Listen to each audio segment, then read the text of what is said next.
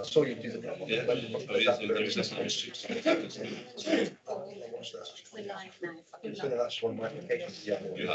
Yes, I can understand. We need to have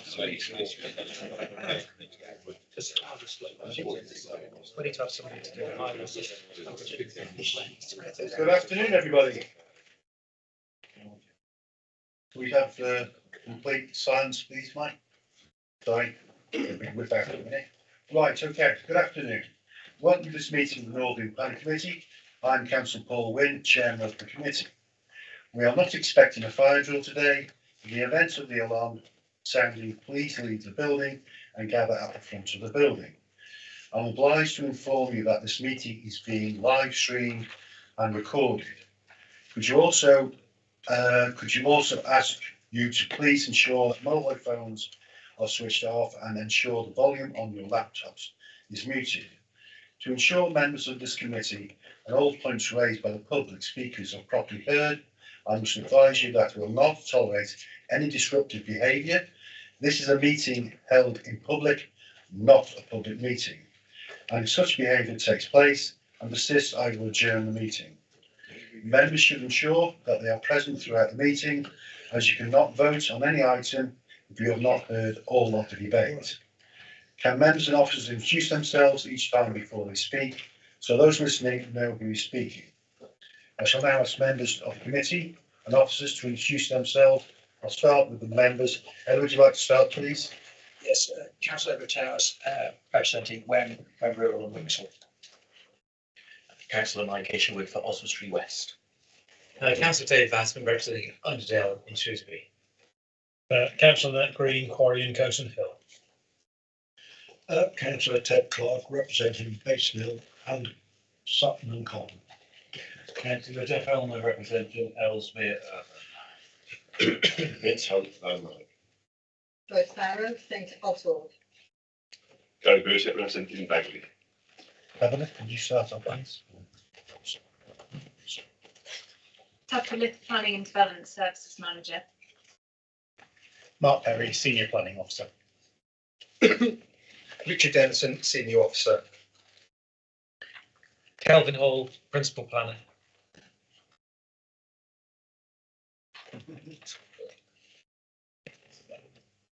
And Philip Mullen, Planning Manager North.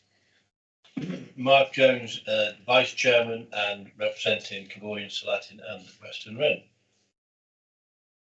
Miranda Garrard, Solicitor. And Emily Marshall, Committee Officer. Thank you very much. Apologies for any absence. No apologies for absence have been received. Oh, sorry, hang on. Sorry about that. We have no apologies. Minutes, to confirm the minutes from the meeting held on the 10th of January. Opposed? Thank you, Mark. Joyce, seconded. Thank you. Any other questions? None received. Any disclosable pecuniary interests? Ted? Thank you, Chair. On item 8, I'll take no part in the discussion or the decisions on that one. It is part of my combined ward. I rely on my colleague who's at the back of the room, Tony Parsons, to make the rounds in. Thank you, Ted. I would like to speak against or for, depending on how the discussion goes, on Victoria Garrett Ellesmere, so I will make a statement and I will sit at the back of the room and not take part in the discussions. Thank you, Jeff. Anybody else? No? Okay. Planning applications? No? All right.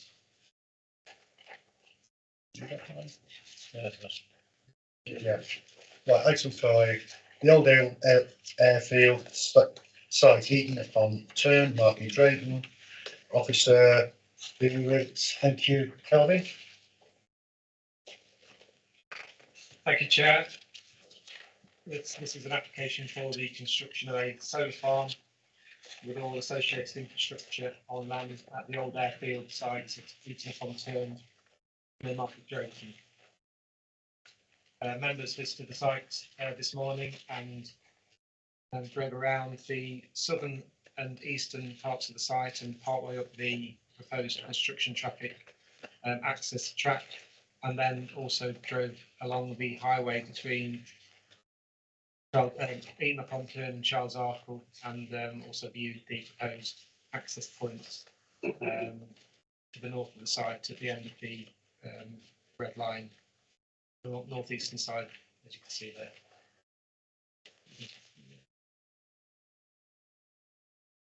It's a 52 hectare site, as you can see at the southern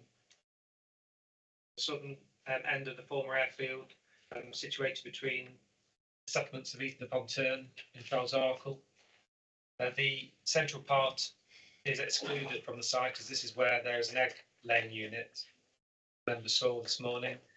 The ranging area for the chickens as part of that business includes part of the site or the solar farm. The access is shown on the previous slide as in red for the construction traffic. Once the solar farm has been constructed, the access for operational vehicles would enter the site from the western side, which is the access used for the egg laying units.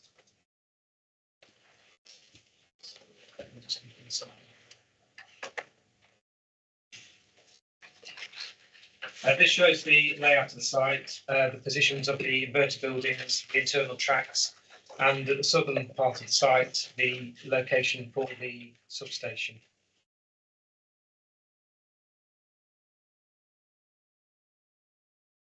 There will be a perimeter fence around this edge of the site, 2 metres high. The inverter buildings and other buildings at the site are shown on the elevations here, and that would be 2.9 metres high. This is the proposed location for the transformer substation at the southern part of the site. Final details of the design have yet to be agreed, because this is part of the discussions with the electricity operating company. However, the application proposes that it would be along the lines shown here and up to 8 metres high. This is the details of the panels themselves. They would be in rows of 3 panels and up to 3.2 metres high at the highest point on a south facing tilt. This is the proposed internal access tracks construction. There'll be CCTV cameras around the perimeter of the site up to 4 metres in height. This is the proposed landscaping plan and landscape mitigation plan. Existing tree belts to the west and south of the site, you can see in light green, will be preserved and retained as part of the development. There'll be a number of trees lost from within the site that members saw this morning. Additional landscape planting would include native hedgerow around the whole of the perimeter of the site, totaling 2.5 kilometres. The dark green areas that you can see are existing vegetation planting to the north of the site and the northwest of the site. That will be maintained as well. Additional planting will be proposed in blocks totaling 0.6 hectares. And within the site, there will be a grass and wildflower mix. This is a plan that shows the agricultural land classification of the site, and this is based upon an assessment that has been undertaken by the applicants to determine the soil characteristics. The dark green parts of the site are grade 3A, and the light green central parts of the site are grade 2, and both of those comprise the best and most versatile agricultural land. The mid green parcel that you can see just to the north, that's grade 3B. So you've seen most of the site is classed as best and most versatile agricultural land. Next one. This is a plan that shows the ranging areas that are currently used as part of the egg laying and business within the central part of the site. So you can see that although much of the land is best and most versatile land, which in theory might be would be suitable for arable cropping, at present times that isn't the case, and it is used for ranging for the chickens. The lighter parcel of the land to the southwest is currently used for arable crops. That would be lost as part of the development proposed. This shows the proposed route of the construction traffic to the site from the A41, the highway noted in green on the eastern side. You can see that it's proposed that traffic would avoid the settlements of Charles Arkle and East upon Turn by using the existing track into the site that members viewed this morning, skirting around the eastern side of the site.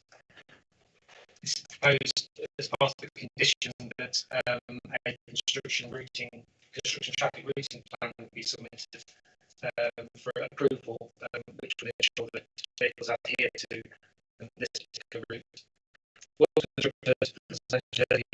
Operational traffic would enter the from the western side where we first entered the site this morning. Existing public rights of way that go through the site. As you can see, there's a footpath to the western side. It enters the site, but then it doesn't connect anywhere from it, so it's dead end effectively. And then the yellow one is a restricted byway. Again, it enters the site. It's proposed of this application that a permissive path would be proposed around the southern boundary. You can see in light green. This will, you see, connect to the public footpath that runs out of Eastern upon Turn to the southwest, and also to the footpath on the eastern side of the site, thereby improving the connectivity of existing paths in the area. It's also proposed that the existing paths would either be diverted or stopped up on a formal legal basis as well. However, there is a condition proposed as part of this application that the permissive path should be provided in any event, irrespective of the outcome of any application, to only divert any public footpaths. So in terms of the application details, you'll note from the report that we've received objections from both parish councils. There have also been local objections, but also a roughly equal number of letters of support. The landscape mitigation plan for planting and management of hedgerow and trees has been put forward. This will also require that, under a planning condition, that this planting takes place prior to the commencement of the development, rather than, which might be more normal, after the completion of the construction. The reason behind this is that the landscaping going to take immediate effect before any construction works commence. It would reinforce the screening between the site and the nearest dwellings to the southwest, and also protect against the potential impacts from glint and glare. As I mentioned, there's a requirement to provide a construction traffic routing plan, so that the villages of Eaton upon Turn and Charles Arkle are avoided through the construction period.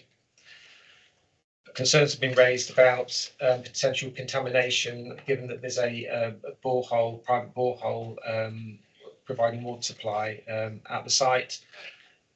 The applicant has confirmed that the panels are washed with demineralised water, and the condition has been imposed to require that this is the case.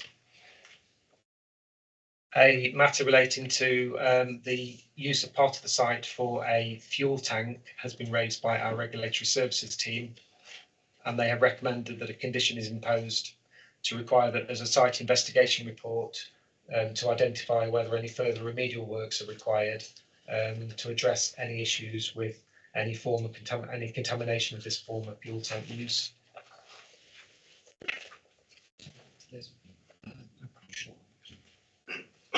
As I mentioned before, there are implications here as part of the use of best and most versatile land. These have been considered in the report.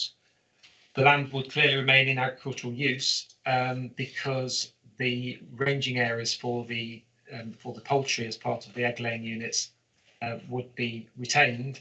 In addition, there would continue to be sheep grazing at the site as well.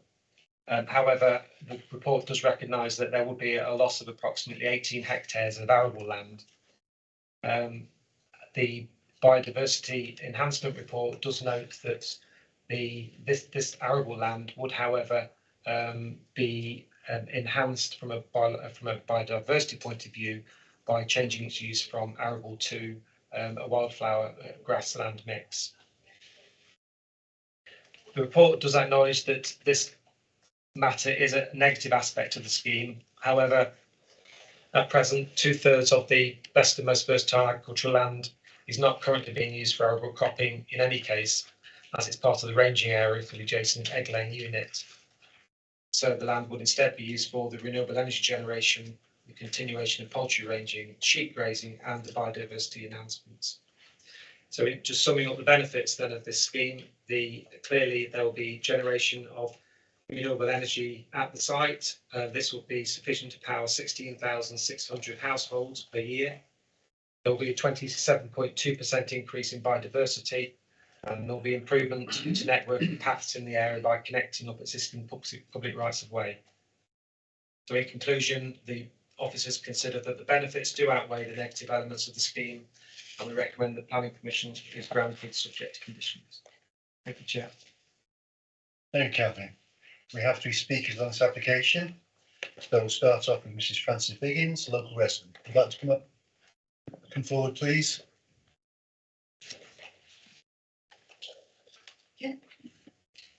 Sit down. That's it. The button on the right-hand side at the bottom. Okay. And we'll start the clock. When you start speaking, would you like a 30-second warning? Yes, please. Okay. Okay, thank you. First of all, this is a carbuncle on the landscape. It is totally out of proportion to the villages and the housing. Both parish councils have strongly objected to this application. Why are they not being taken notice of? There was also a 38 signed petition. I heard no mention of that today. It's 100 metres from the nearest house. 100 metres from the nearest house. Some are listed and some are conserved buildings. How is that possible? It can even be looked at to be so close to the houses. People try and keep them as conserved and understand the rules on that. We need to see more evidence of water testing. We have some shallow boreholes which can easily be contaminated. The whole of Eton-on-Tern are on boreholes, all of us. Charles Arkle have already had one borehole shut down because of excessive nitrates. Size and height of the panels. No attempt has been made to address this problem. It is a major concern of the residents. Why are they 3 panels high when most sites are 2 panels high? We also requested that if this application went ahead, I hope it does not, that it should be moved back from the house. That distance should be approved and panels should be reduced to 2 high, not 3 high. The proposal is on agricultural land, 83% of the best and most versatile. There is no evidence to demonstrate there is an unavoidable need for the use of this agricultural land as per government guidance. Why is not being observed? In fact, the brownfield areas of the old airfield will remain exactly the same. They won't be used at all. Ongoing maintenance of screening. Who will be responsible for that? There is no defined responsibility. The screening needs to be higher than the panels, as the site is in a depression between the 2 villages. To get a good screening height, most 30 trees seconds left. 10 years on how on earth can the proposed screening cover the height of these panels when in the document submitted, it is noted that 3 to 5 years, the benefit is 0 by your own statement. There should be no panels until there is adequate screening. As for restoring the area back to farmland in 40 years, who can say what that situation Thanks very will much, be? and I'm afraid your 3 minutes is up. Thank you very Thank much. Okay. Councillor Keith Newby, you'd like to come up, please?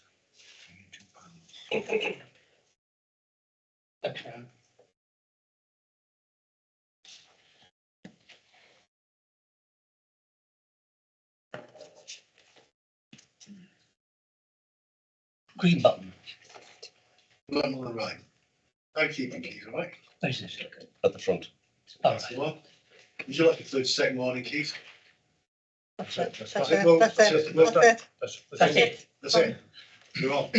Ladies and gentlemen, good afternoon to you and Mr. Chairman. This location for the proposed solar farm with its vast expanse of grass would not be in keeping with the landscape of this village, particularly in respect of core strategy 6, which seeks to ensure that development is appropriate to the scale and design. Sufficient weight has not been given to the detrimental visual and physical impact that this development would have on the residents. It would be imposed on them with no advantage or richness of their lives, and to be left with a permanent, in realistic terms, permanent blight on the village. Development is intrusive and too close, dwarfs the properties, and the effects that could have the effects that it could have on the residents in respect of health and well-being should not be underestimated. Both CS6 policy and National Planning Policy Framework advise that balanced judgment will be required in considering impacts on development. Has this been achieved? Therefore, in respect of loss of agricultural land, the National Framework states that decisions should contribute to enhance a natural and local environment. Impose a major development such as this does not appear to do that. It further goes on to say that where the significant development of agricultural land is being considered, then pure quality land should be used, in preference to those of a high quality. In this case, 83, as Fran says, 83% has been proven to be best and most versatile. This will be a loss of 45 acres of best land contrary to the national policies and ministerial statements that have been used for that the use of best land needs to be justified by most compelling evidence. This is when the nation's farmers are expected to increase productivity from the present 60% in a strive to attain food security in the country. The only compelling evidence appears to be to cover the site with solar panels. The officers mentioned that the other approved solar farms in the county have been used best and versatile land. But to be impartial and fair, should all applications be considered on their own merit? Further issues are landscaping farm, and we will leave that out. And the officers, if you need to approve, the committee need to approve better, I think better landscaping. The trees need to be mature, semi-mature when planting. And the officer's conclusion is that the balance of benefits will still outweigh the impact. The officers go on to say that the development to plan policy shows serious consideration should be given to the impact of the people eating on term. Thank you very much, Keith. Thank you. Cheers. I thought that sounded better. Thank you, Keith. Ladies and gentlemen, thank you very much. Cheers. Turn it off. No, be all right. Awesome, sir. Next bit. Thank you. Right, Nick Williams, like to come forward, please. I think you know how it works. Would like a 30-second warning. No, you're right. Okay. Cheers. Good afternoon, committee. Although now in agricultural use, the site was previously developed as an airfield during World War II. The relatively flat nature of the former airfield and its service roads make this an ideal site for a solar farm. Shropshire Council's own Climate Change Task Force advises that mitigation of greenhouse gas emissions is urgent and strongly supports additional renewable energy generation. They confirm solar farms have the potential to deliver significant environmental benefits, including the decarbonisation of energy supplies, greater energy security and green economic growth. Renewable energy benefits of this scheme include the generation of electricity to power almost 17,000 typical UK households and CO2 savings of almost 21,000 tonnes each year. Additional benefits include biodiversity and landscape enhancements, which provide a significant biodiversity net gain, and improved connectivity of public paths by linking up paths which at present have dead ends within the site. Landscape planting will be put in prior to construction, so to provide glint and glare landscaping mitigation from the outset. Most of the site is BMV agricultural land, but members should note that recent solar permissions elsewhere in the county and the country have involved substantial areas of BMV land, including Bubney Solar Farm near Whitchurch, which was approved in 2021 and utilised more BMV land than is proposed here. Approximately 2/3 of the site is used as a poultry ranging area for the free-range poultry unit within the site. The poultry ranging will continue alongside the solar farm, ensuring the land will continue in food production whilst also producing renewable energy. The remainder of the land is already grazed by sheep, which will continue. On decommissioning, the site will be returned to its full agricultural use. Concerns have been raised regarding impacts on groundwater and local water supply. I can confirm the panels will be washed with demineralised water. There will be no chemicals, and the water will be brought to the site by tanker, and so the local water supply will remain unaffected. Following community engagement, landscaping was enhanced and the construction access was amended to avoid traffic travelling through Child's Circle. Although not a planning policy requirement, a community benefit fund will be provided to the parish councils outside of the planning process. All technical consultees confirm no objection. Appropriate mitigation is proposed. Planning conditions will appropriately control the development, and the Comprehensive Officer report confirms the significant benefits of the scheme outweigh the harm. As such, members are urged to support the officer's recommendation to grant planning permission today. Thank you. Well done, thank you, Nick. Okay. Would you like to make any comments? Thank you, Chair. In relation to the comments from the first speaker, I believe that most of them are included in the report, but I just wanted to clarify a couple of matters. In relation to the height of the panels, and why are they 3 panels high rather than 2? We're dealing with 3 panels because the applicant has proposed 3 panels and the application has been looked at on that basis. The application has been accompanied by a landscape and visual impact assessment, and we've had that reviewed by our landscape consultant. They consider that the findings of that assessment are reliable and can be supported, and they have confirmed that they don't foresee any significant landscape or visual impacts from the development. In relation to the matter about the listed building, the report does refer to the built heritage impacts. Again, a heritage impact assessment has been submitted as part of the application. The nearest heritage assets or listed buildings are a pair of grade 2 listed buildings within Easton upon Tern, and these are more than 300 metres to the southwest of the site, and our conservation officer has confirmed that they have no objections, noting that there will be additional landscaping proposed around the site, including a new hedgerow, which would be managed at a height of 3 to 4 metres once it's established. Thank you, Chair. Thank you, Carly. Okay, shall I open to the floor? Good debate. Looking at debating, great. I'd like to kick off. Thank you, Mark. Yes, we had an excellent site meeting this morning. I thought the route we took, which is that green route on that map, certainly on the green section there was a lot of silver birch, so there was quite good screening already on that side, which it was the side which would be nearest to the houses that we could see on site. Obviously, we couldn't see everything when we were there, but I thought it was quite good screening already, so that will be there. And you won't be able to see them through, you won't be able to see the panels through that roof, through them screening. So I think paragraph 4.1.19 about the carbon footprint and also the electricity we need to generate ourselves in this country at the moment is quite essential.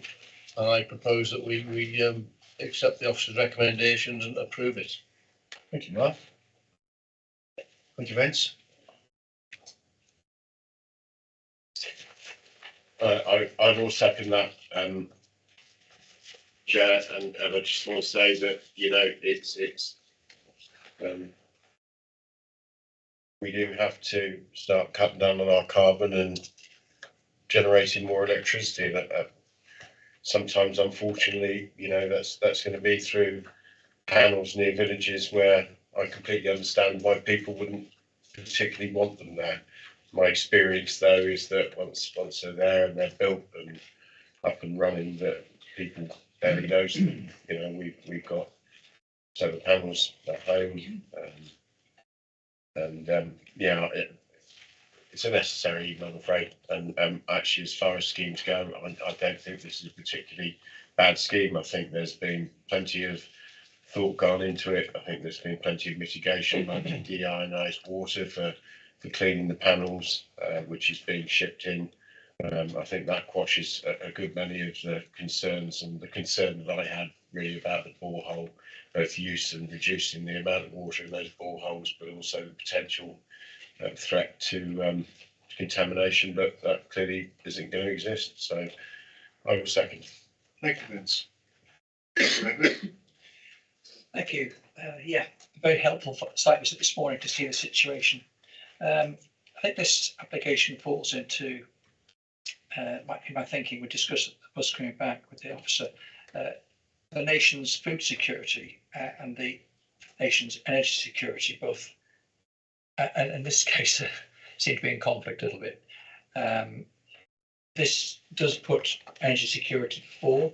The application has sought to mitigate with saying that current farming practice will continue with sheep and hens and wildflower mixes and things like that.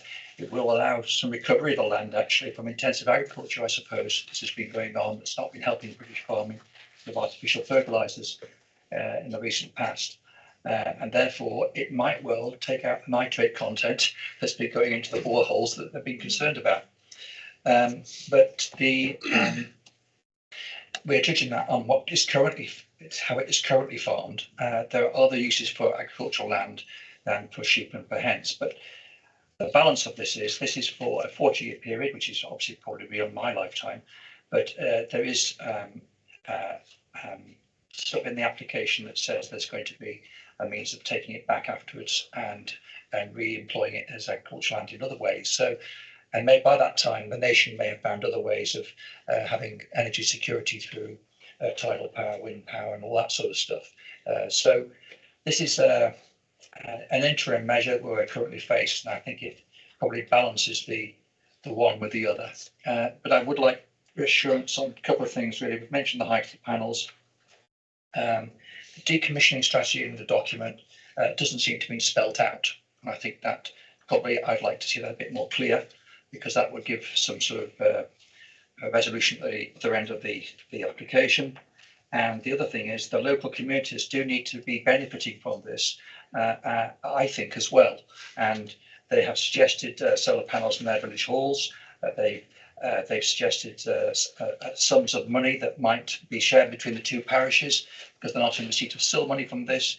So it seems to me that it doesn't need to be left to be outside the application. We ought to be putting into this decision some decisions that means that those parishes benefit, the local people benefit from it. That's my say. Thank you, Ed. Couple of good points there. Just, I just want to go on, but they talked about glare when one of the speakers did. The actual site is south facing, whereas the houses are on the west, so there will be no glare.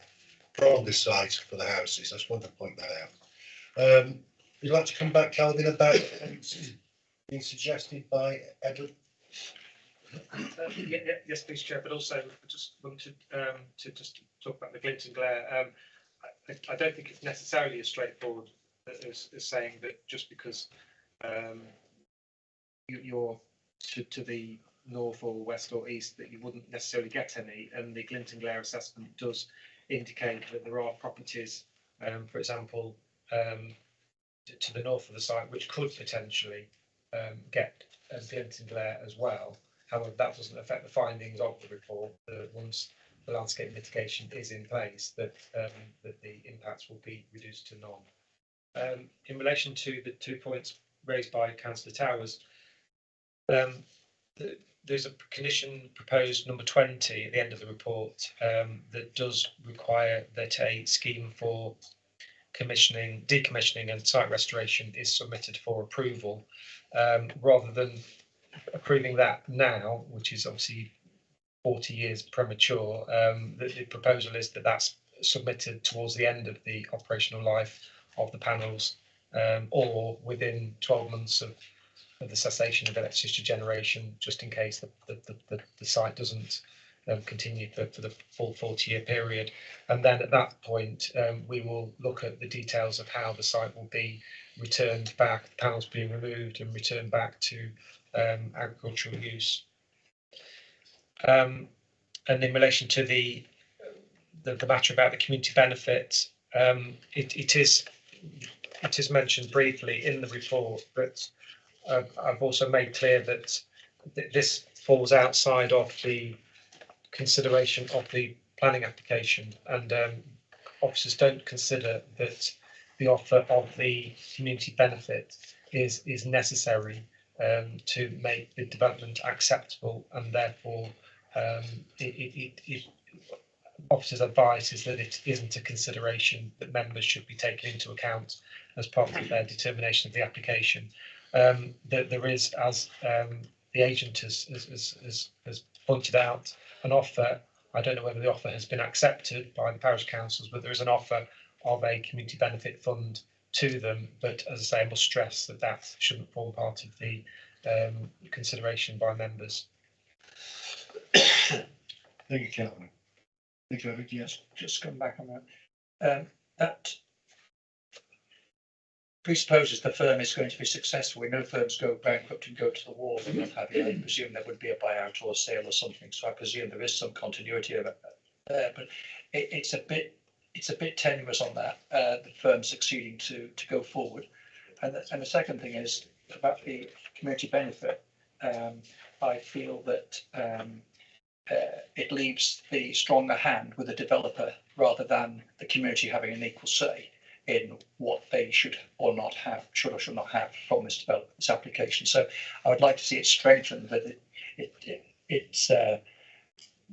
the county planning has a stronger hand in this, not rather than just leaving it all for the developer. Okay. Calvin or Brad, you'd like to say? You want me just to comment on that? I'll come in.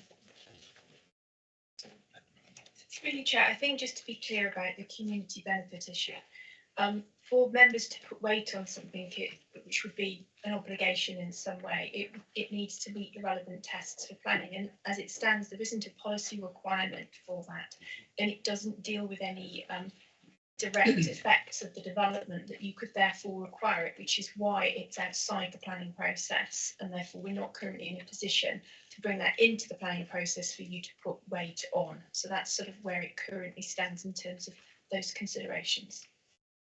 I think the other thing just to say is, you talked about if a firm goes bust, if the land changes hands, then obviously, as we know, planning permission runs with the land, so any conditions applied to it, for example, having to have a strategy for decommissioning, will apply to whoever then controls that land should any business change hands and the land changes hands accordingly. Thank you, Brad. Joyce. Thank you. It's good to see that the scheme has been amended in response to comments made as part of the public engagement. including additional screening and amendments to the construction traffic routing to avoid child local village. I think that's vitally important. Just a question, what is the potential for contamination of the boreholes? Because both villages rely on those boreholes. And my last question would be, following the South AGM, a motion was filed to request that some form of community benefit should be included in Shropshire Council's planning policies. Whilst we don't deal with planning policy here, I think perhaps we should look at that as a council to see when other schemes come up, such as this, that actually the community does benefit in some way and not just this one as a one-off. Thank you. Thank you, Joyce. As far as I'm aware, contamination of land, there won't be any. There's still water being used, and they're going to tank in their own water. Okay. To not their borehole, because they're concerned about the boreholes, but they won't be using it for washing the animals. Okay. Which happens twice a year. Thank you. Yeah, any other questions? Because I've got a motion second. I was busy. Mike? Thank you, Chair. Yeah, I just want to acknowledge the concerns of the local residents. I think those concerns have been addressed by the applicant and officers. And although these solar farms are a fairly new feature in the landscape, and so communities where they're being sited now can feel a little bit hard done by, I think they're going to just become a normal part of the landscape over the next 10, 20 years. So they won't seem out of the ordinary very, very quickly. So I hope that's the case, and I hope that just sort of reassures people, because we need the energy security the energy security and low carbon energy sources. So they have to go somewhere. Thank you, Mike. Okay, I think we've had the debate. We've got a motion seconded. So we'd like to go for the vote, please, Miranda. Or the. Yeah. Thank you, Chair. As usual, we'll do the roll call vote. So the proposal is in favour of the officer recommendation. Please indicate. Councillor Barrow? For. Councillor Birchett? For. Councillor Elner?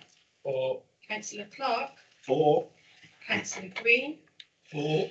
Councillor Hunt? For. Councillor Jones? For. Councillor Isherwood? For. Councillor Towers? For. Councillor Vasmer? For. Councillor Wing? For. That is unanimous, Chair. Thank you very much. Thank you. Right, moving on to item 6. Please, Farmer Hill. Presenting this is Richard. Thank you. Thank you, Chair. This is an application for the erection of 3 additional poultry units with associated air scrubber units, feed bins, hard standing, underground dirty water tanks and a surface water drainage attenuation pond at Meadowland at Slade. The application also includes the provision of an air scrubber unit to one of the existing poultry sheds. Can I have first slide please, thank you.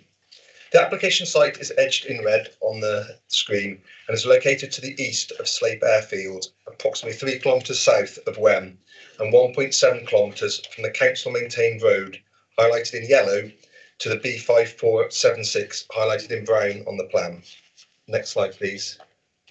Meadowland is an established poultry farm which currently has 6 poultry sheds which are used for broiler rearing, which operates 7.5 cycles per year. The existing poultry houses have a capacity of 318,000 birds.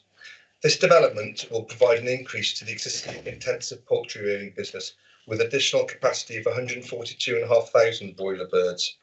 As such, this development is classified as Schedule 1 development of the Environmental Impact Regulations. This application has been accompanied by a detailed environmental impact statement, which is discussed in detail in section 6.4 to 6.9 of the committee report. Access to the site is from a wide entrance onto Burma Road, which is on the left-hand side of the plan. I'd like to bring members' attention that there's an existing modern portal frame storage building to the north of the site and an existing redundant old poultry shed on part of the application site. Now, there's the next slide, please. This plan shows the application site edged in red with 3 poultry units in green and the oval surface water drainage pond to the right-hand side of the poultry units. The air scrubber unit will be attached to Unit 1, which is where the little red niblet is to the northernmost existing shed. The land to the north and south is in the applicant's ownership and is shown edged in blue. Next slide, please. Next slide.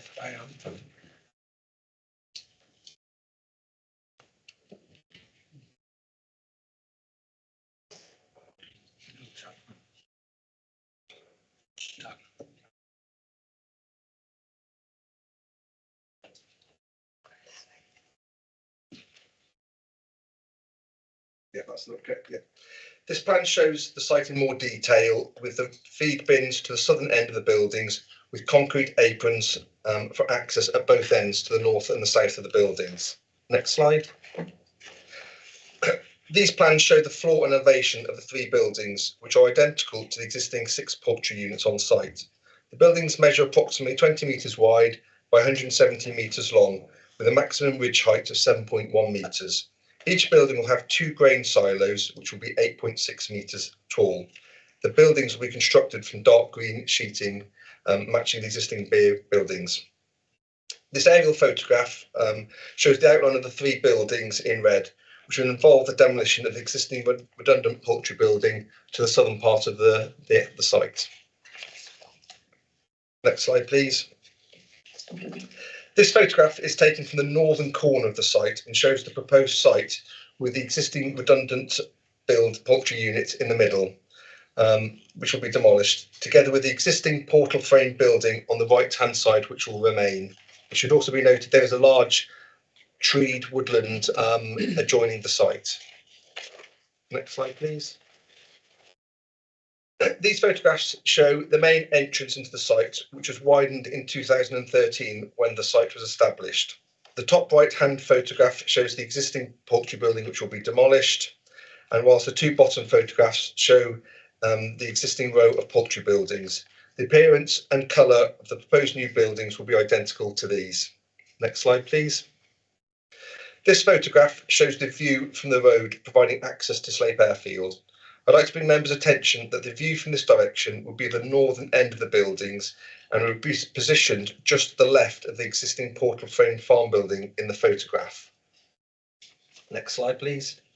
This photograph shows the view of the existing poultry units on approaching meadowland from the south along the access road. There'll be no view of the proposed buildings from this direction. This next photograph shows the view from the B class road heading towards Wem. The slightly raised woodland in the far centre of the picture is approximately 1.3 kilometres away and will provide a backdrop to the poultry units, with intervening landscaping breaking up any views of the proposed units. The existing 6 units are on that photograph, and as clearly you can see, they blend in very well with the dark landscaping and trees behind. Next slide, please. The northern end of the proposed buildings, as I mentioned earlier, will be partly visible from Burma Road. Although this is at a distance of over 250 metres away from the road, a landscaping scheme has been submitted providing a woodland belt along this northern section, highlighted in green. This will have a depth of between 16 to 55 metres and will extend 250 metres across the field, providing substantial screening and biodiversity net gain. I'd like to bring members' attention this application has been subject to a detailed pre-application inquiry to assess the environmental impact, highway concerns and visual impact. The existing topography and landscaping is significantly helped to minimise any visual impact on the landscape. The buildings are directly adjacent to existing buildings and in part will utilise previously developed land. Very little objection has been raised to the application. However, comments have been received by the Parish Council regarding odour and transportation of chicken manure, whilst Wem Town Council has concerns of vehicles travelling through the town. Comments have also been received from the occupiers of Slape Hall Farm, which is approximately 530 metres away, regarding impact on residential amenity. Section 6.5 of the committee report specifically addresses the concerns of noise impact, odour and light pollution. This concludes that noise levels from both ventilation fans and commercial vehicles will be below typical background noise levels for both the day and night. The application predicts that all nearby residential properties, the odour level will be below the exposed level set by the Environment Agency's benchmark. An environmental permit will be required by the Environment Agency, which will regulate odour levels. The buildings will not have 24-hour external lighting and will be well screened from neighbouring properties. The Council Environmental Protection Officer and the Environment Agency have raised no objection to the application. Section 6.6 of the committee report considers the highway impact, which will result in an increase in vehicle movements from 114 to 164 during each flock cycle. Access from the site to the main road is good and allows vehicles to pass one another. Officers are not aware of any highway complaints or issues raised from the existing operation since 2013, when the site was established. The chicken manure will be processed at the anaerobic digester plant in Whitchurch. The highways manager has raised no objection on highway safety or capacity issues for the road network. Section 6.7 of the committee report has assessed the impact on wildlife and ammonia impact. No protected species will be affected, and ammonia and nitrate deposit rates on all local wildlife sites and sites of special scientific interest will be negative. The council ecologist has also raised no objection. Finally, I'd like to bring members' attention to the schedule of additional letters in which an anonymous letter is received raising concerns regarding the industrial nature of poultry units, impact on land and water, and that the application has not taken into consideration the impact of well-being and quality of life. I'll comment that this application has been subject to a rigorous assessment on the impact on residential amenity, together with impact on ecology and watercourses. Appendix 1 of the committee report provides several conditions to safeguard the development in relation to drainage, impact on air pollution, ecology enhancements, processing of manure and visual impact. This application is being recommended for approval. Thank you. Thank you, Richard. We have no public speakers on this matter. Just go back to one point, Richard, before I leave to open the committee. When you say it's going to the biomass at Whitchurch, you did state that it's not going to go through Wen. It's going to turn right before the roundabout and go down that road to the 49. That's correct, isn't it? Yes, that's correct. That's the statement that we've had from the developer, that's the route that they take, which is sort of the use the most main roads to get to the site. Yes, it takes out of Wen, so if anybody from Wen is complaining, you're all right. So I'll go on to the floor. Edward. I welcome that one, Richard. Thank you. We've had in Wem quite some issues, although not in this particular parish, in this parish, but we've had some issues with another chicken farm not so far away, the largest in Europe, I understand, with manure. And that really did affect us in the town. So that your news, and they've complied and helped us out since, and we're very grateful for this one. Just a reassurance, really, please, that the Midland, Broughton and Harmer Hill Parish councils, the odour things, they have all been mitigated. Their concerns have been arrested, haven't they? Because that's fine. Yes, they have.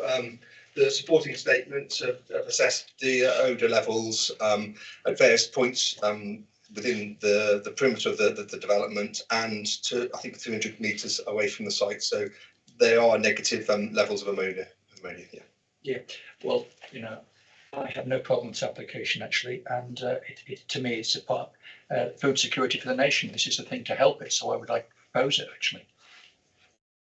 Thank you. Vince. I'm happy to second that. I think really the only two concerns that were raised by the parish council were one of muck transport and odour. I note with these, as is happening now, that it has the inclusion of what are normally very expensive things in the ammonia scrubbers, which are also being retrofitted to the other buildings. I've seen a report which means that the odour problem hopefully will be certainly substantially alleviated, if not disappear altogether. So I'm happy to second this. Anything more to say? Anything more needs to be said? I think that's no.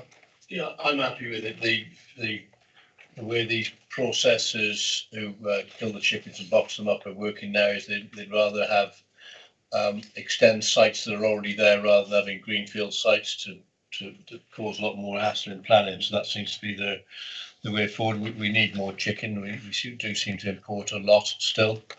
And also on another note is I'm very impressed with the presentation that's been done, and I think since I've been on the planners have taken note of the fact that we have a lot more photographs for those who haven't been on the site to see how sites fit in a bit better. So I think that's been a good thing the last couple of years. I hope that continues. So yeah, I support it, so I'm happy for it to go to vote if you will. Thank you very much. Just going back to Edward, is yours a proposal? Because Vince presumed it was, but you didn't actually propose. Sorry. Did you? Was yours a proposal? Yes, I was making that. That's okay, that's fine. Just going to double check. Yeah. He did say proposed, Chair, and I said Okay, so. sorry, right. Short clarification. Yeah, Through you, Chair, just so that the members are clear of facts on which they're voting, I'm sure the planning officer will correct me if I've picked this up wrong, but Councillor Hunt did refer to the ammonia scrubbers being retrofitted to the other buildings. I believe, just for factual accuracy, it's just one of the existing buildings, just to be completely clear. Yeah, it was the existing 6 existing units there. 5 of them already had them. It was only to unit 1 that which didn't have one. So yes, just one. So retrofitted to the one that didn't have. Yeah, Correct. Okay. right, thank you. Dave? Yeah, thank you, Chair. Yeah, I'm just general point really. I'm very concerned about the increasing concentration of chicken sheds in throughout the county, and although there is the Environment Agency in this particular instance have not issued any concerns, I do worry about it long term. I don't know how long this development can continue, but I do think it's of concern. But one particular point on this particular application, I noticed in paragraph 4.1.6, there's mention of a permit had been initiated. A permit had been submitted, I think, for a separate development of 350,000 birds. But then I think it says that this facility wasn't going to be withdrawn or something. I think it's sort of, so I would just wanted a clarification on that point, really, to say that we're not going to have another application, let's say, further down the line. Yeah, there was a permit submitted to the Environment Agency which related to land north of this site. So on the plan that we have there, we have the proposed landscaping belts in green, which is the green swathe along the top. The permit that was put in was to the land to the north of that. That doesn't form part of this application. There's no intention that land will be developed. It is in the applicant's ownership. However, that is subject to flooding. Slate Brook, which runs on the right-hand side of that plan, the blue sort of line. So yeah, that's why that was submitted. I'm unaware of, but it doesn't form part of the application to these 3 units. Yeah. Thank you, Chair. It's not meant to be a flip comment, but it's beginning to surprise me really with the applications for poultry farms, and nobody has really given any, not ourselves, but the developer, any consideration to roof-mounted photovoltaic stuff on the top. Really, to be honest, I mean, it's I'm not trying to be silly, but I think that it does make absolute sense, doesn't it? It's providing. Yeah, I mean, this application doesn't propose solar panels at this point in time. If the applicant wishes to provide efficient renewable energy sources and provide solar panels on the roofs, then I'm sure it'd be something that officers could support. That would require a separate application, and we'd have to consider that in due course. Just as a matter of interest, we do get several applications after the establishment for that very so it's quite a common thing. Okay, sorry, Mark. Thank you, Chair. Yeah, just to echo David's concerns about the number of poultry shed applications that we are getting. You know, this is starting. This development is becoming a very large concern. 500,000 birds if this goes through, and I also think it's just worth acknowledging the anonymous objector's point about animal welfare and things like that. They're very valid concerns, but obviously not within the remit of this committee. Those are for another place and other discussions. So members will understand why I felt the need to make this comment, but you know, those concerns are valid and are acknowledged by members here, but you know, we can only assess each application on merit and in terms of policy and legislation. Thank you, Mike. Mark. Yeah, just to allay your fears with the powers that be are talking about reducing the stocking densities in a lot of these sheds over the UK. So this is why they are currently expanding, because they will reduce the stocking levels in each shed, so we need more sheds to go back up, which defeats the object slightly, but that's the feeling that's been carried through. So that they will keep the birds longer, grow them longer, which will reduce the numbers in each shed. So that's the way of travel at the moment. So Yeah, that's it. Thank you, Mark. So I think we've covered pretty well everything. We've got motion seconded. Can we go to the vote, please, Mary? Thank you, Chair. Councillor Barrow. For. Councillor Birchett. 4. Councillor Elner. 4. Councillor Clark. 4. Councillor Green. 4. Councillor Hunt. 4. Councillor Jones. 4. Councillor Isherwood. 4. Councillor Towers. 4. Councillor Basma. 4. Councillor Wynne. 4. That is unanimous, Chair. Thank you very much. Okay, so we shall move on to item 7, Victoria Garage, Scotland Street, Ellesmere. And Mark is doing this one. Thank you, Mark. Thank you, Chair. Submitted application is for the erection of 8 dwellings following the demolition of the existing garage workshop building and an outbuilding on the site. The site sits behind the Scotland Street frontages with existing dwellings to either side boundary. At the rear of the site, there is a bank of trees, tree planting, and beyond that, there is the informal car park and the Tesco supermarket. The site is located within the Ellesmere Conservation Area, and at the frontage of the site is a terrace of Grade 2 listed dwellings, which members will have seen this morning. The garage building to be demolished is considered to be a non-designated heritage asset. The site has, until recently, been used as a vehicle repair garage, with the land to the rear used for the parking and storing of vehicles. The rear section of the site has been used in an allotment in the past, and as members will have seen this morning, this area has now become largely unkempt. Demolition of the garage building would allow the new access to be created, and members will have seen this morning how constrained the existing access is, being very narrow and having very limited visibility in both directions. The new access would improve this situation by being wider and will, as a consequence, improve the visibility both directions along Scotland Street. The terrace dwellings would be positioned along the southwestern boundary and would back onto the neighbouring bungalows, which you can see to the west on that plan on the screen. The semi-detached dwellings would be at the rear of the site, and their front elevations would face towards the access into the site.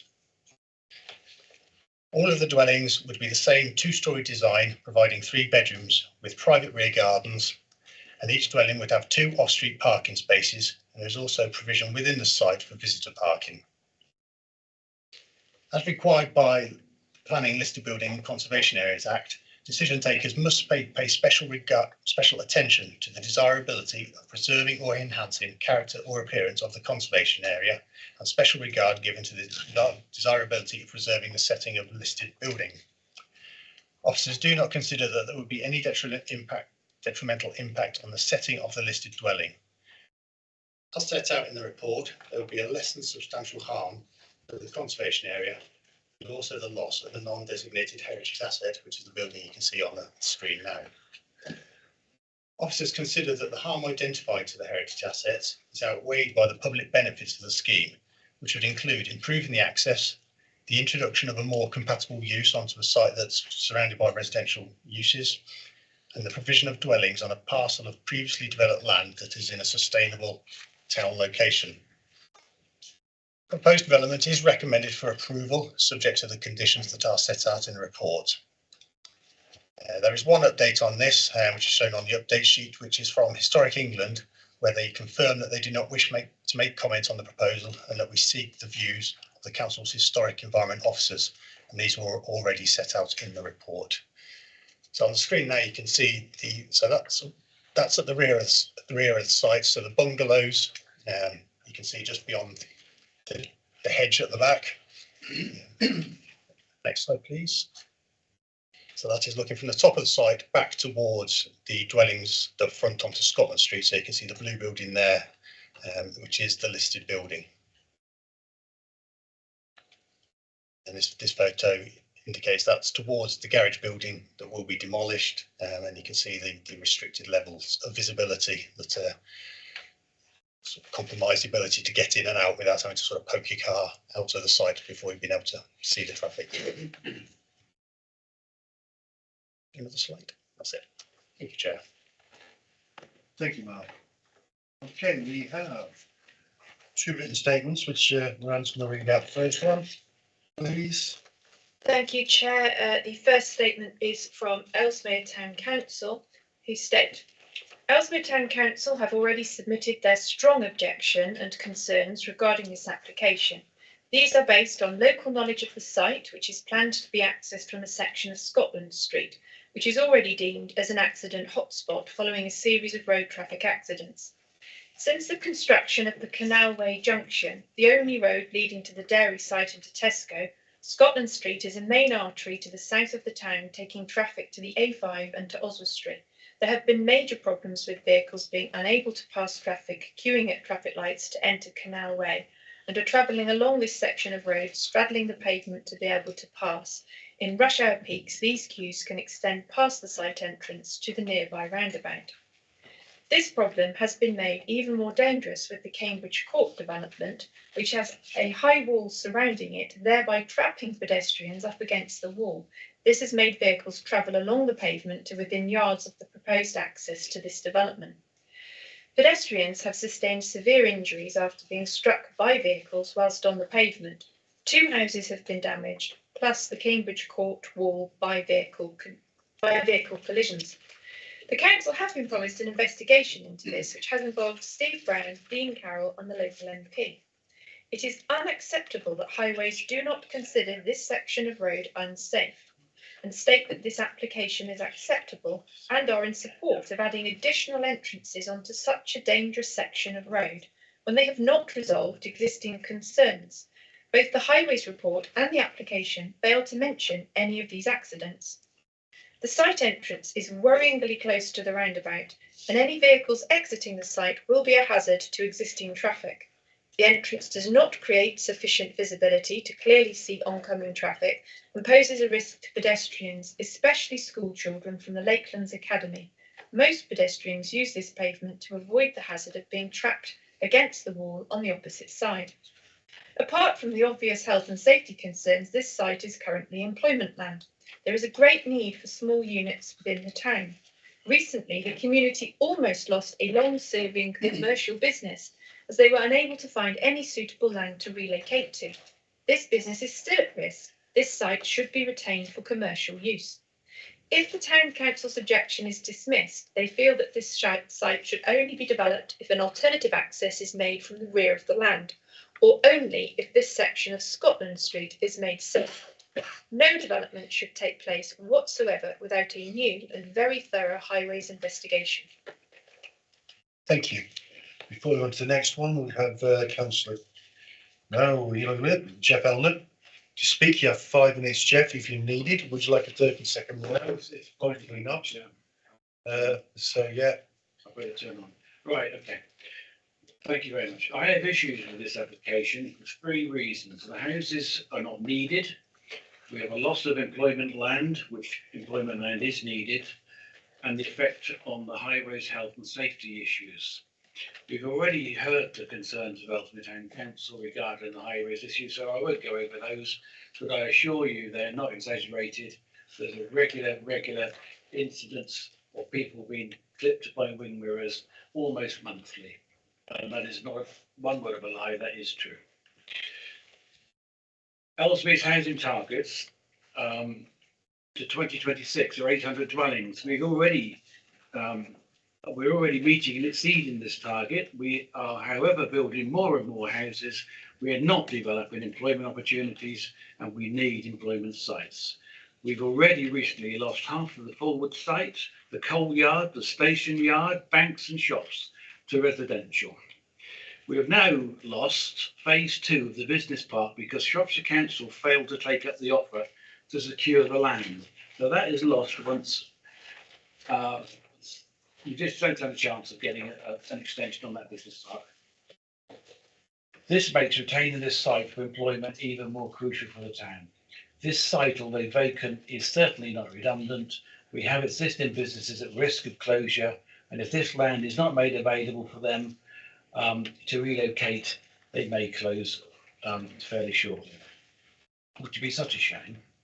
This land does not need to be, sorry, this land does need to be developed. I do have sympathy with the developer, and I am well aware that he has tried his very best to address all these issues. Lots of my concerns have been addressed since the pre-app, so I do acknowledge that, but I do still have concerns. However, my major concern is the access and the highway leading to it. Scotland Street from the roundabout to the traffic lights and Canalway Junction are an existing accident hotspot, as we just heard. This site, however, could be developed and safely accessed from the rear of the land. As I pointed out this morning, it would improve matters greatly. Since 2011, when the Canalway Junction was opened, there have been numerous accidents. Lorries cannot pass safely, past traffic standing at the lights, and are regularly driving, straddling the pavement all along this section of road past the proposed access, and on occasions even up to the roundabout. The roundabout is only 36 feet away, 11 metres away from the proposed entrance, and a vehicle travelling at 30 miles an hour, which is the speed limit there, would take 14 seconds to reach the entrance. Is this sufficient for vehicles to safely pull out from the site? I doubt it. There is only a 4-foot, 1.2 metre pavement width in front of the surrounding buildings, meaning that vehicles would have to nose out and protrude into the road to safely see oncoming vehicles and pedestrians. The achievable visibility displays present a danger to highway safety, only allowing the 4.2 metres of clear visibility, not the standard 7 metres. As for the site itself, the land is contaminated. It does have buried fuel tanks within it, and it was an ex-timber yard, so there is most probably contamination there. The applicant, as I stated, has addressed most of my concerns. One of them was going to be rights of way, issues over the designated visitor parking, but I see that that has now been sorted out. However, the major concerns are drainage issues. The site is in a flood zone. It was 3B. For some miraculous reason, it's been reduced, but nevertheless, the site is in a flood zone. There are concerns of the accessibility of the bin store. The constraining layout of the site would prevent the safe movement of vehicles into and out of the site. And the yard has been closed for 2 years, so there's no vehicle movements, but we are still experiencing accidents. So although if it becomes residential, there's more likely to be a more safer entrance, we're still going to get accidents. The transport pre-app statement 22000435 states by demolishing the existing building, which is going to happen, by demolishing the existing building, the visibility will be improved slightly, but it still falls well below the required standards for manual streets. That is the officer's words. So although we noticed this morning the access would be widened, it's still not up to standard. The concerning part for me is emergency vehicles. The original pre-app report stated that fire engines and ambulances and refuse collection vehicles could not drive onto the site and turn around. They would have to reverse into the site, and that was at that time not considered acceptable. However, I'm now told that the fire engines can move into the site and ambulances, but Chair, still, you've used your 5 minutes. okay. All right. Thank you. Thank you. Well done. Round of applause, thank you. When I first did this, it was 8.5 minutes. I did pretty well. Oh, okay, fair enough. That's not bad. Okay, we'll move on to the next letter. Thank you, Member. Thank you. I'll move.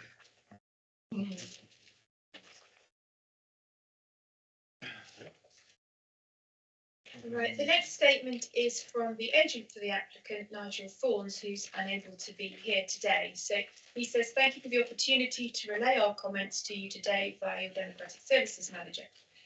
Firstly, you will have seen on your site visit this morning that the car repair business is a non-conforming use in this largely residential area. The redevelopment of this brownfield site so close to the town centre of Ellesmere provides a highly sustainable development opportunity and is supported in principle by your local plan policies CS3 and CS10. In terms of the application detail, the owners wish to redevelop the site for a small development of sensitively designed semi-detached and terraced homes which will meet the needs of local people.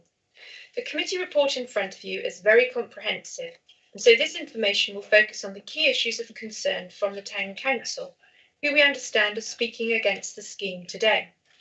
The Town Council have concerns about the access onto Scotland Street. You would have seen this morning the existing substandard access which has until recently been used by a significant level of commercial traffic, including larger vehicles, in association with the car repair garage on site. This type and level of traffic would cease if this application was approved.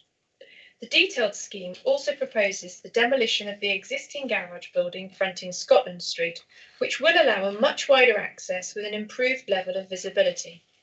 Your highways team acknowledged that this would significantly improve the highway conditions in this part of Scotland Street and raised no objection to the scheme. The second concern of the Town Council relates to the loss of the commercial use of the site, with the suggestion that the site should be retained for commercial uses. However, with no planning controls or conditions controlling the existing car repair B2 general industrial use on site, the site has the potential to be a bad neighbour development. Indeed, the removal of this lawful B2 use is specifically referred to in the report at paragraph 6.7.6 as being a significant benefit to the surrounding residents. The new B2 general industrial use also has the potential to generate significant commercial traffic movements with larger commercial vehicles, which is diametrically opposed to the Town Council's key concern regarding traffic safety. So the Town Council's concerns, namely highway safety and loss of the commercial site, are clearly not defensible from a planning viewpoint. The other key issues of drainage, flooding, ecology, contamination and heritage have all been considered in detail in the report, and the scheme meets the relevant local plan policies. We have also listened to residents' comments and have amended the scheme to retain a section of the rear wall of the garage to protect the privacy of number 51, moved plots 7 and 8 away from the neighbouring boundary to minimise overlooking, and relocated 2 visitor parking spaces to avoid an existing pedestrian right-of-way. In conclusion, this is a positive scheme in that it removes this general B2 use from this residential area. It provides an improved access onto Scotland Street. The design details fit comfortably in this location, and the scheme has no material impact upon surrounding properties. The scheme also meets all policies within the local plan, and we hope you can support your officer recommendation and approve the scheme today. Thank you, Miranda. Mark, would you like to come back? Any comments there? Are you happy for us to go to? Yeah. Okay, Philip. I'll speak first. Thank you, Mr. Chair, through you. In response to the local member's comments in particular, he summed it up as 3 issues. First of all, was houses were not needed. I must remind members, this is a brownfield site within the development limits of the settlement, and I'm sure you're fully aware of the government and the aim for more houses. It's, like I said, within the development limit. Therefore, I would not like to try to defend an appeal on the principal residential development on this site. The other 2 issues he referred to are double-edged sword, in that the loss of employment land, it's a brownfield site, as I've touched on, within a primary residential area, which has an existing lawful use as a vehicle repair business. And therefore, potentially, more traffic could be using this in its current format than that of residential. As it happened, on arrival back to Shirehall here from our site visits this morning, I discussed this further with the highways officer, and he was very clear that he stood by his recommendation as set out in paragraph 4.8, in that he supports this application. He thought it was straightforward. It's a highway overall, an improvement to access as a result of the proposal on this existing use. I believe something was touched on with regards flood risk, and Mark says you'd like to comment on that. Yeah, in terms of flood risk, the Environment Agency's maps do show that it's in a flood risk area. That has been challenged, and flood modelling was carried out as part of another application elsewhere in Ellesmere, which sort of effectively redrew the flood zone. So it has been demonstrated that this site would not be affected by flooding. Thank you, Mark. All right, from the floor, I'd just like to make a comment. It was a good site visit this morning. I think you look at the plan, as you see, the entrance is 3 times bigger now. The proposed entrance is 3 times bigger. It's got fantastic entrance but it is far, far better than what's there now. We all saw it, not much vision, but the only way in is that way in front of us today. I just wanted to point that out. It is far, far bigger. Look at the width by the blue building, you take the frontage away of the black one, it is 3 times bigger, maybe a touch more. But yeah, I just wanted to make that comment. So I'll open the floor now. Vince?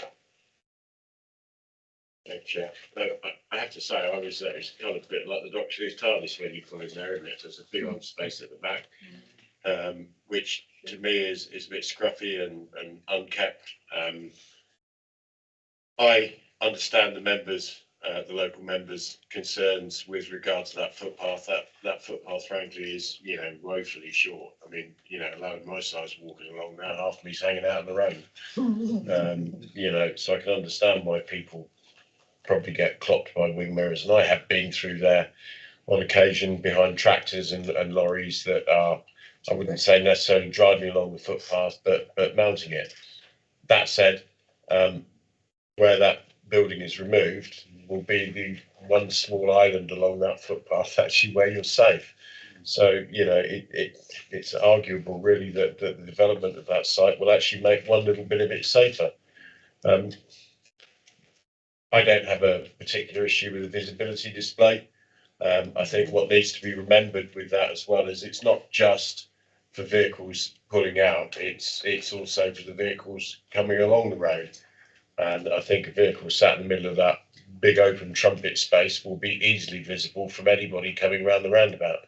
And frankly, anybody driving through there at 30 miles an hour is reckless and dangerous.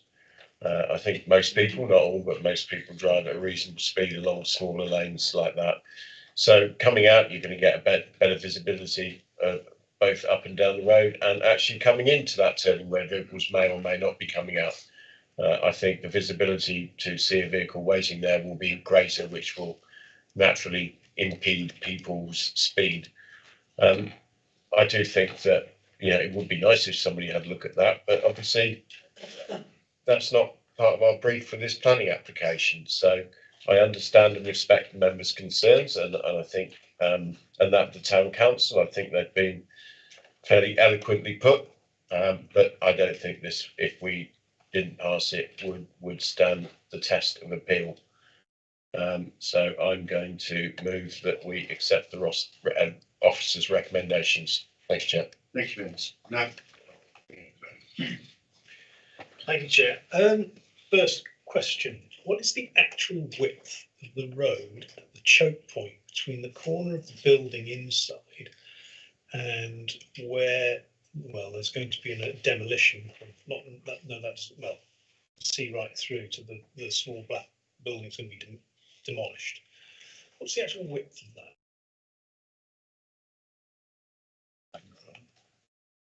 And would it be able to incorporate a footway? I think the path at the road into it at the moment does include a footpath. Just flick to the bottom of it. I think it is just highway. I mean, there is gaps to either side, which obviously provides opportunity for landscaping.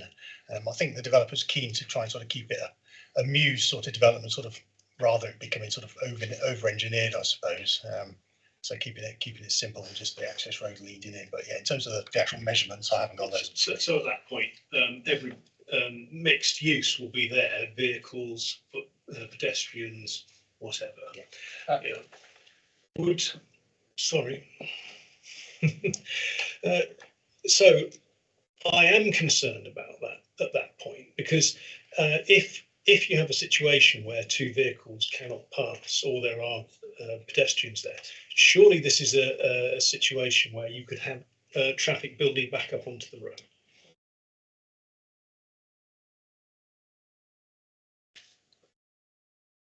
Because I am having seen that, I'm not convinced about the for a start, visibility at the front from the road, and also through that choke point, whether that is actually sufficient for the traffic there.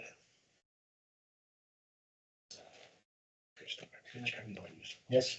As I pointed out to you earlier, that our highways officer raises no objections. He's very clear in that. Secondly, there is land either side, so if it was necessary that a footpath was to be constructed into the site, there is land there that can be done. And there's no doubt about it. It's very clear in the officer's report, in my opinion, and on these slides today, that this will be an improvement to overall safety, highway safety, to what it currently is. We have no control of the existing use. Its lawful use is a garage. And there's a considerable amount of land in the back there. So therefore, it could be a very intensive use and not a very desirable use in what is a residential area. Thank you, but at the end of the day, we're not here to think about, possible future uses. We're here about the one in front of us. I mean, in and of itself, a house is fantastic in an urban environment. Yeah. Excellent. But the question is that access acceptable? And I mean, it wouldn't be the first time that these matters have been challenged. Meal Brace Roundabout, we challenged highways, and it was successfully held up. So I mean, nobody is 100% on these things. Yeah. And I am concerned by looking at that. I mean, the point I'm trying to say is, I'm happy with the general thrust of the application, which is eight properties. I simply am not convinced about the quality of that access.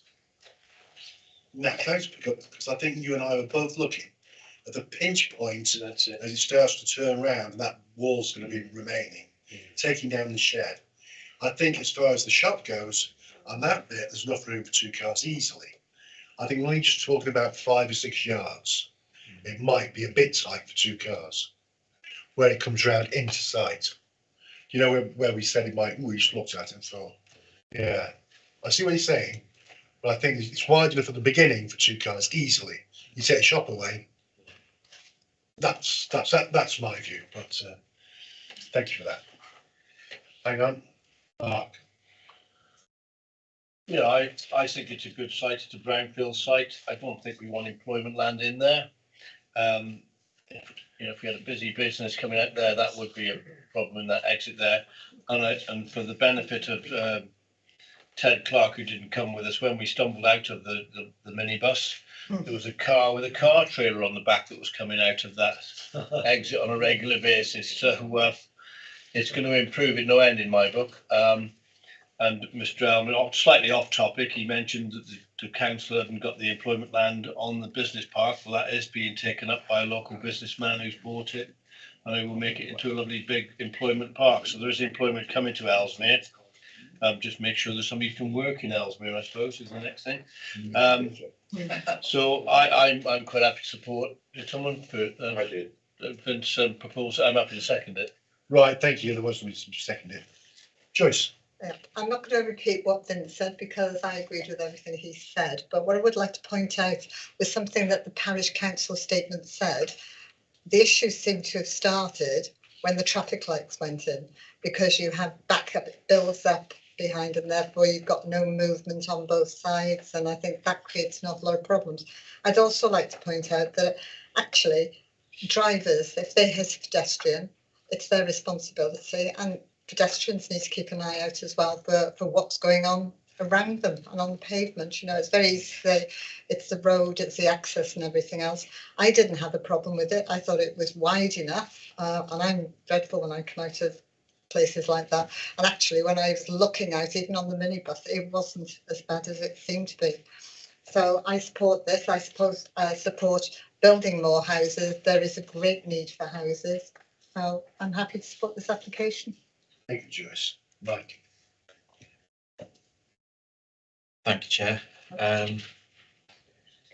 Yeah, I think the entranceway will be made safer by this development for the reasons already stated. I don't see that it would be any safer to have it as commercial land. And the other thing with the existing lawful use as a garage, if a new garage business did take that site, we had an application in Oswestry where there was a lot of objections to a garage, an existing garage just expanding because they're quite noisy environments when you have them close to houses.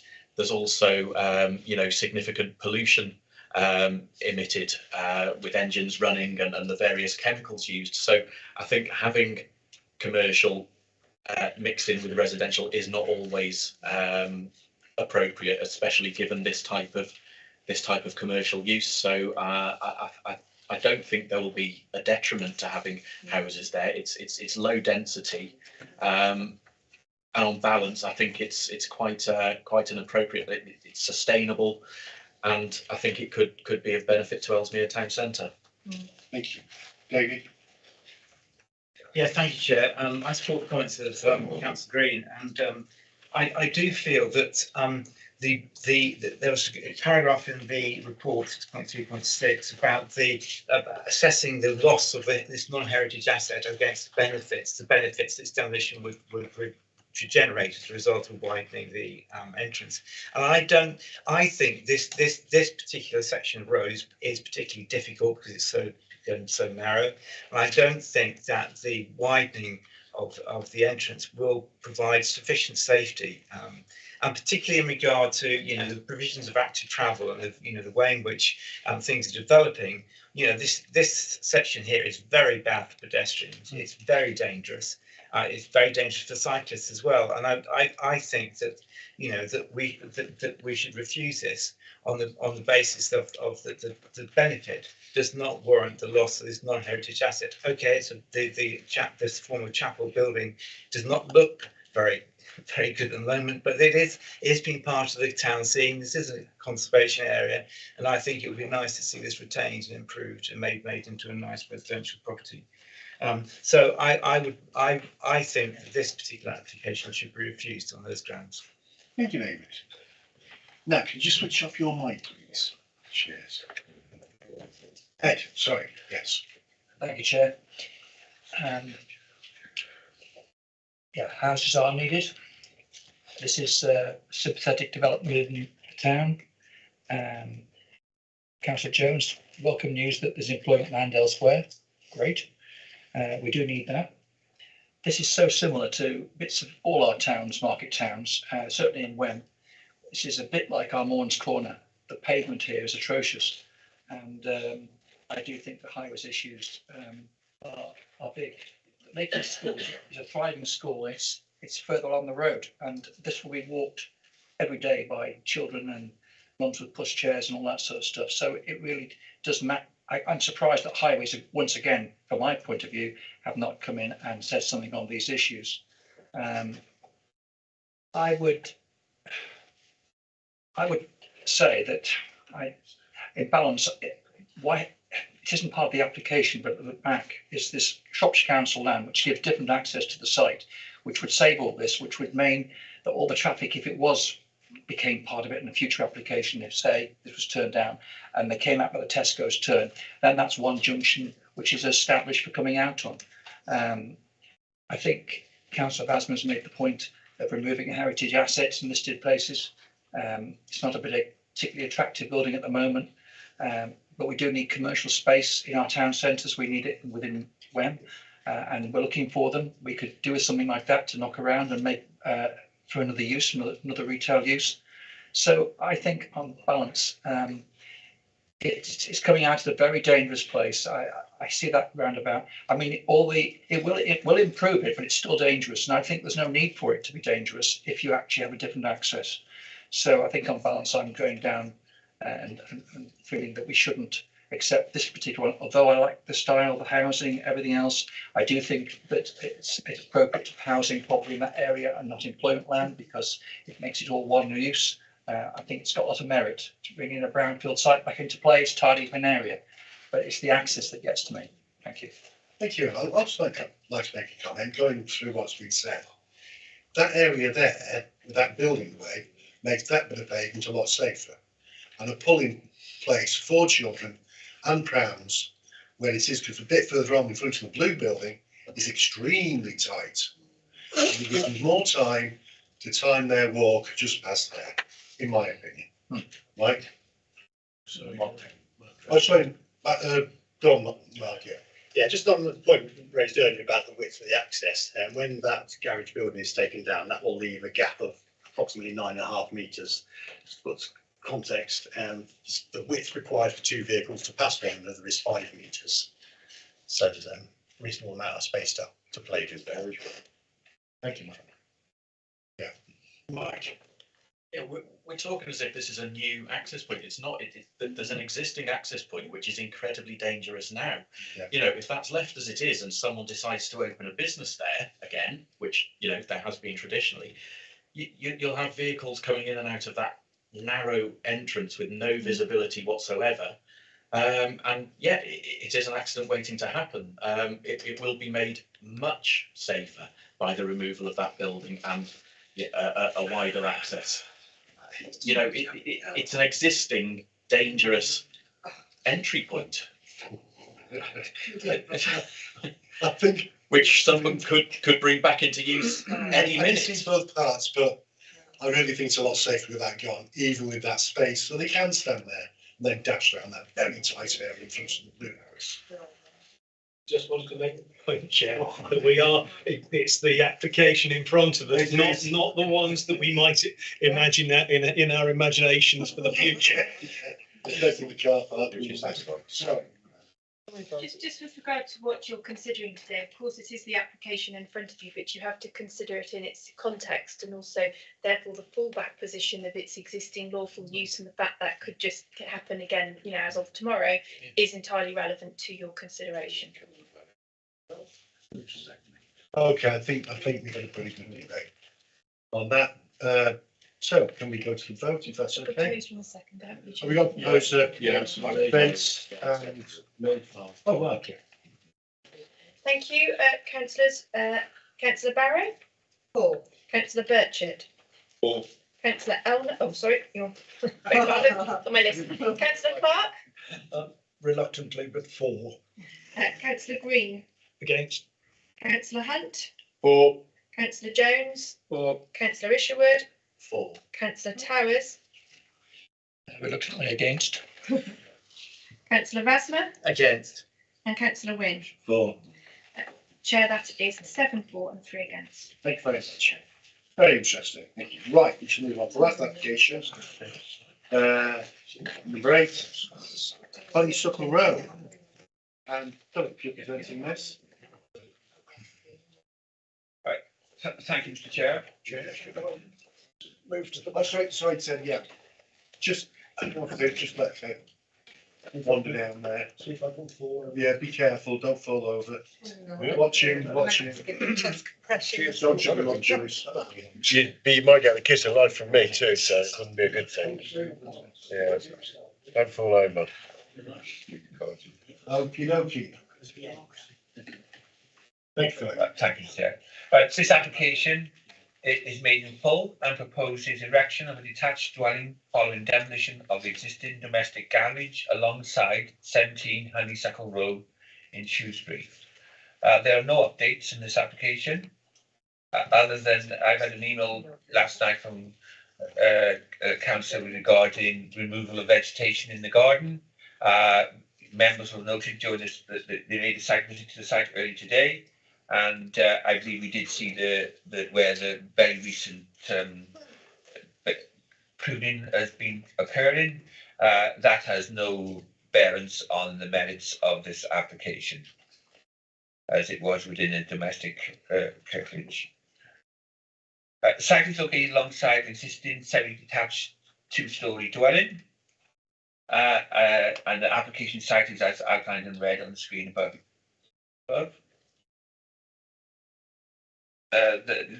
There's a proposal of the revised site plan, as amended plans have been received during the processing of this application, owing to officers' concerns about its very close proximity to the existing dwelling.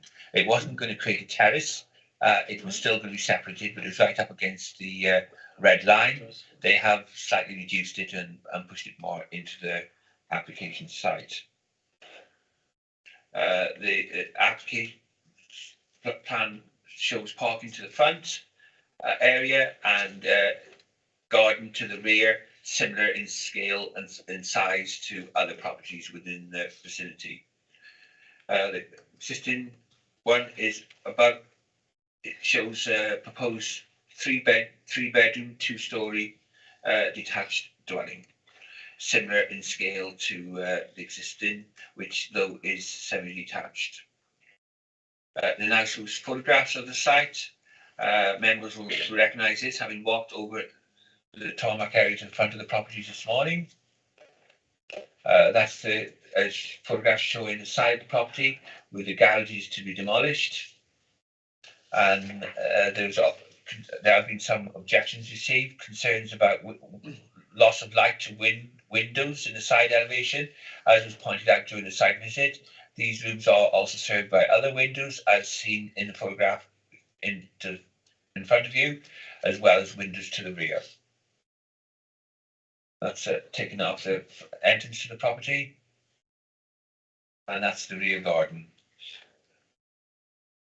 There is vegetation alongside the application site, which is outside the red line and outside the applicant's control, which screens the site from the adjacent roundabout, which leads very close to where we're sitting now.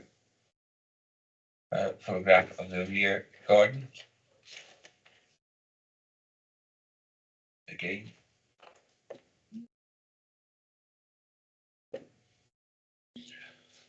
Applications for a detached 2-story dwelling in accordance with specifications as outlined in paragraph 6.21 of the officer's report.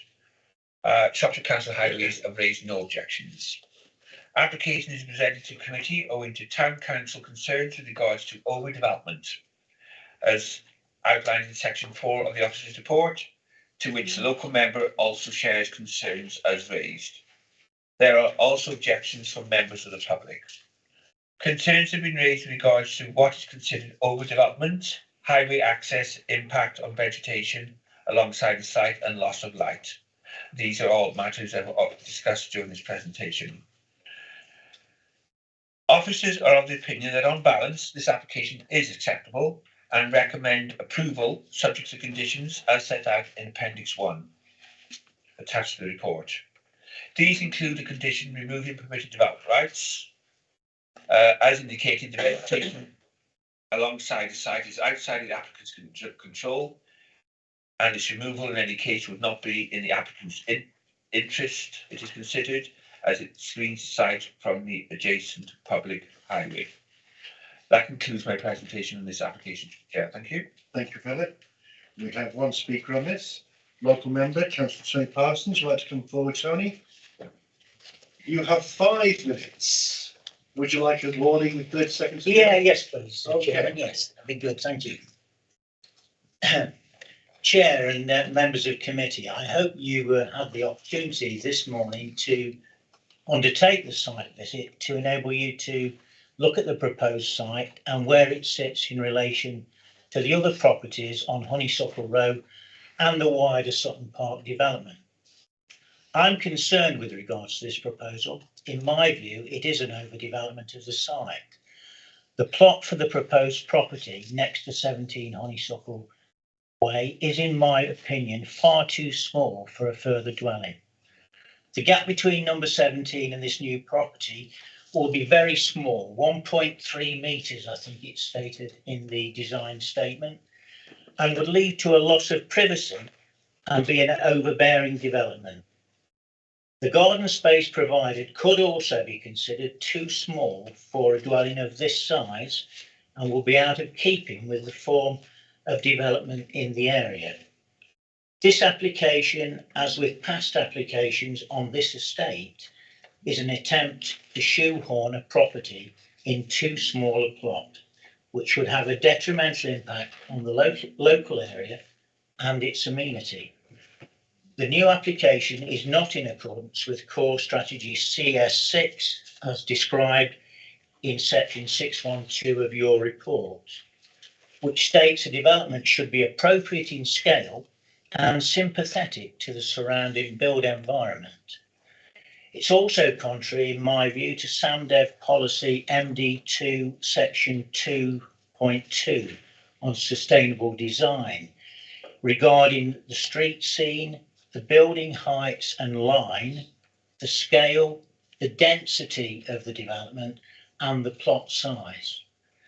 The new build, if approved, will overlook bordering gardens, intrude into the privacy of the houses of neighbouring properties, overshadow and be overbearing to the houses in both Honeysuckle Row and neighbouring Primrose Drive. I'm very concerned regarding the mature hedgerow between the proposed development site and both Sutton Lane and Inner Ring Road, the A5112. This must be protected as it provides a shield from those busy routes to the remainder of Honeysuckle Road. This could be affected by damage during construction and the removal of hedgerow to accommodate the build. Currently, the gap between the development and the hedgerow is shown as only 1 metre. The proposed property will not sit in this street scene as the cul-de-sac is predominantly semi-detached residences. Shrewsbury Town Council objects to this application on the grounds of overdevelopment. The plot appears too small for a dwelling, and the gap between the proposed and existing properties would lead to a potential terracing effect on the street scene, which would be out of character and detrimental to the local area. I agree with this view and ask that the planning permission, on balance, is refused for this application. Thank you. Thank you very much. Okay, so I'll open the floor. Vince has indicated already. So Vince. Thanks, Chair. I have to say that when we arrived at this site this morning, the first thing that I looked at it thought, blimey, how would you get a house in there? But actually, I then stood back a little bit and I looked at the existing 2 semis, and it's not going to be far off the same width, to be honest with you. I also asked the question because I was concerned about overshadowing and windows in the existing building in, I think it's number 17, but that's actually within the ownership of the applicant. So if this development were to take place, presumably the applicant would either live there themselves or sell it. I think the term is caveat emptor, buyer beware. If somebody didn't like it with a house that close to it, then presumably they wouldn't buy it. I also just want officers to clarify, because it does look like the proposed new dwelling is actually stepped back, which I think would negate what the local member has said about giving it a terracing effect. With regard to street scene, it is I wouldn't like to see anything happen to the hedge, the buffer hedge, and I think that has been suitably conditioned. But we have got a main road on the other side of it. So I'm not quite so worried about that, because I think if it was in the middle of it being shoehorned in, that would be different. But on the end here, I don't think it is. A lot of people these days don't particularly want big gardens. They work hard, they take the kids out to parks and things like that. But they don't want to be coming home and cutting the lawn all the time and everything either. So I'm not even particularly worried about that. I think for me, on balance, I think I probably don't have an issue. I'm not prepared to move it just yet because I want to hear what other people have to say. But I don't particularly have an issue with this. I'm not going to repeat what I've said before, but it'd be interesting to hear what other members have to say. Thank you, Chair. Thank you, Vince. Gary. Thank you, Mr. Chairman. With regards to the shrubbery on the side, it's not part of the applicant's land. It's council land, so they can't touch it. So we can't even put it in the planning decisions, I'm guessing, because it's not his land. So we can't mandate he protects it because it's not his to touch in the first place. So that takes away the issue of the mature shrubbery around it. I do think it's slightly overdevelopment, but as Vince has already said, it's stepped back a little bit on the plot. So the terracing effect has been mitigated for that reason. They've also reduced the size of it under officer recommendations. So I'm going to propose that we accept this. Thank you, Mike. Yeah, I don't accept the argument that it's too small of a plot. It'll be exactly the same, if not slightly bigger than the one next door. It's almost as if the original builders left a spare plot to the right hand side of the last house.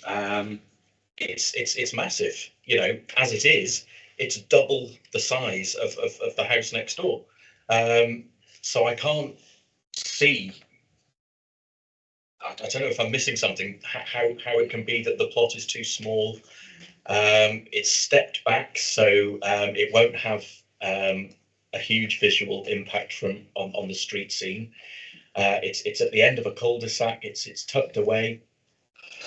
You know, from my point of view, at the moment, we've got a double garage sitting in space that could be a home for someone, and I find it hard to justify almost not knocking them down and building a house, because it's a very large, generous plot as it stands, and it's just, when you see that plan there, you assume that that's already a plot with a house on it, because it looks perfectly natural to me. Sorry, that's just my you know, that's just what I'm seeing. Okay, thank you, Mike. David. Yeah, thanks, Chair. Just quickly, I was concerned about this. I was aware of this application before, and I think it shows benefit of site visit, because when we first got the coach, I thought, oh my goodness, this is narrow. But then when you saw it open out and the space that was available and the fact that it was significantly set back, I think can't see any reason not to support this. Thank you, David. Joyce. Yeah, it fits in perfectly with the street scene. That's all I've got to say. Thank you. Actually, based on what I've heard, I'm happy to second now. Any other comments? If not, I'll go to the vote. Thank you. Okay. Oh, you did you say Comment? Yeah.